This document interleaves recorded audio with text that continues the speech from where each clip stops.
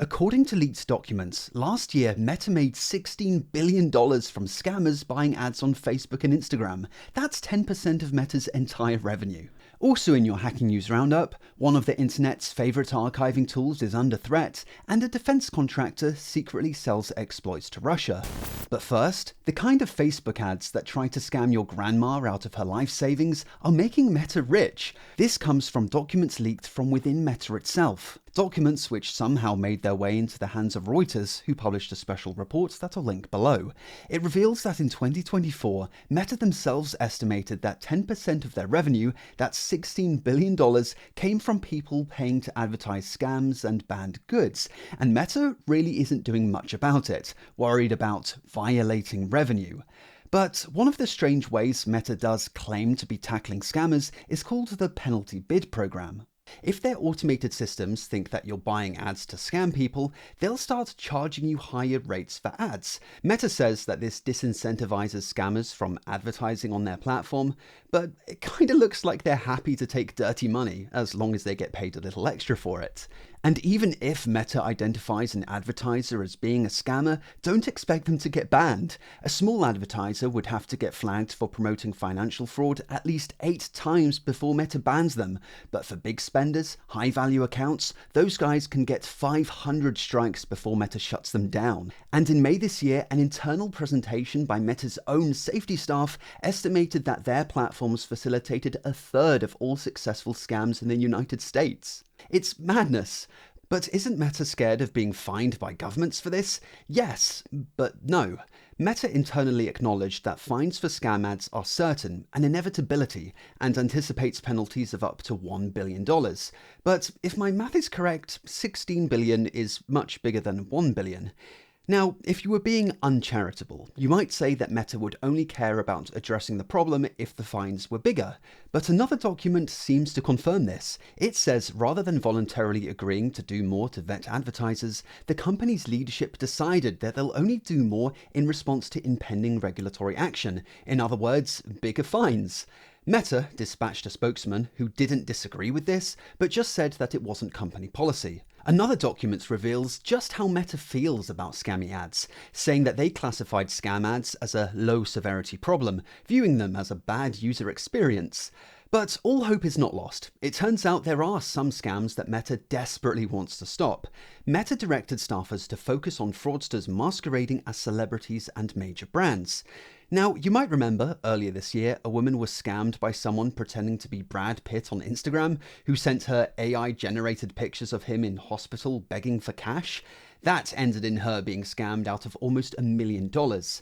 But let's not kid ourselves. Meta isn't concerned about the victims here. Meta is more concerned about impersonation scams upsetting the brands and celebrities being impersonated, and thus threatening to reduce user engagement and revenue.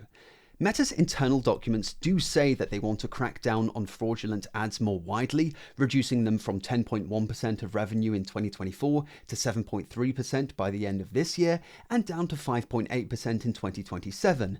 But it really feels like they're dragging this out as long as possible. And that's a choice, because it's not like they can't detect these scammy ads in the first place.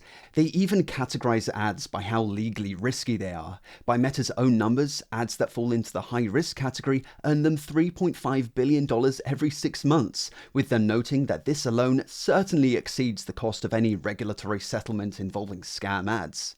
And some Meta employees do seem to understand how ridiculous this all is. One employee started issuing regular reports on that week's Scammiest Scammer, showcasing which advertiser that week had generated the most user complaints. Not that Meta would do anything about it though. Reuters checked 5 of these Scammiest Scammers and found that 6 months later, 2 of them were still active. So that's the state of fraudulent ads on Meta. The full report will be linked below. Next up, one of the internet's favourite archiving tools is under threat. You've almost certainly at some point used Archive.today, probably to bypass a paywall, not that I would ever condone such behaviour. The site spawned in 2012, quickly becoming a popular internet utility, gaining rare status as kind of furniture of the internet. It feels like it's been around forever, hasn't changed much, and just works. However, its owner has remained a total mystery, but that could be about to change. The Canadian registrar, which hosts the domain, received a subpoena from the feds. Greetings! You are hereby commanded and required to disclose a whole bunch of personal information, name, address, phone number, credit card numbers, essentially a total docs on the customer behind Archive.today. The Fed said you are requested not to disclose the existence of this subpoena, but this seems to have been ignored, with the company giving the owner of the website a heads up, who spilt the tea rather unceremoniously on X. The subpoena says that this is related to a federal criminal investigation being conducted by the FBI, but there's no indication of what crime has been committed. The obvious explanation is this has something to do with news websites not being too thrilled with people bypassing paywalls and reading their content for free. If this is what gets Archive.today taken out, it wouldn't be the first casualty. Earlier this year, the paywall bypassing service 12ft.io was scrubbed from the interwebs following efforts of the News Media Alliance, an organization which represents the interests of thousands of media companies and who you can imagine has some pretty expensive lawyers.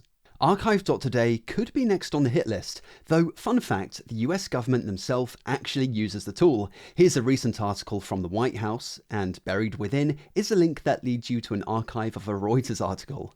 And just so we're on the same page, we're talking about Archive.today here, not Archive.org, which does give website owners a way to opt out, is a registered non-profit, and we know who runs it. Archive.today, in contrast, doesn't have any of that. There have been attempts to unmask its owner, and I'll link one investigation below, but spoiler alert, best guess is that it's probably run by a Russian guy as a labour of love, rather than some kind of money-making venture. If that is the case, it's unlikely the feds will have much luck with their criminal investigation. Next up, betrayal in one of America's top defense contractors. L3Harris is a company well known for making things go boom, but they also have a division which deals in cyber capabilities, Trenchant. You won't find much information on what these guys actually do, because as they admit, they're pretty secretive, but it's widely reported that Trenchant makes spyware and other assorted hacking tools for Western governments. Enter Peter Williams, the boss of Trenchant. He's a 39-year-old Australian, and you'd think an executive of a defense contractor would be making decent money, but however much he was making, it wasn't enough, apparently, because 3 years ago, Peter decided that he wanted more.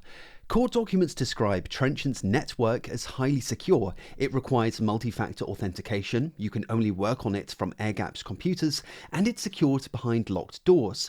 But all of this was totally irrelevant, because being quite literally the boss, Peter had super user access to the network, so it wasn't hard for him to sneak in an external hard drive and simply copy over the company's valuable zero-day vulnerabilities. Zero-day vulnerabilities are the way in which spyware infects a device, often exploiting some bug in what's often a messaging app, and they're incredibly valuable. What you're looking at here is the price list from Operation Zero, a Russian exploits broker happy to pay stacks of cash for high-value zero-days. These guys are clear that they then only sell those exploits to non-NATO countries. It's reported that this is the exploits broker that Peter went with, using the pseudonym John Taylor to sign a contract with them, selling off one zero-day for $240,000, but over the course of the next 3 years, he managed to make $1.3 million from 8 different vulnerabilities.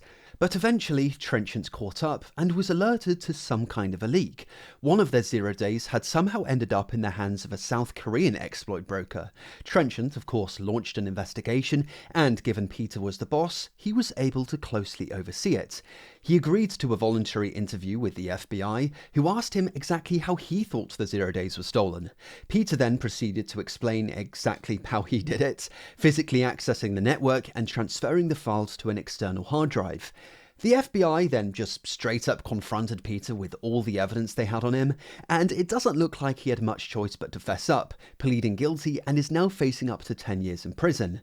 As part of his plea agreement, he's forced to give up all the crypto he earned, as well as what he spent it on, which includes quite an extensive list of watches. But it's unclear if he knew that half of these watches are actually fakes. Scammer gets scammed, I guess. As always, thanks for watching, and I'll see you in the next video. Have a good one.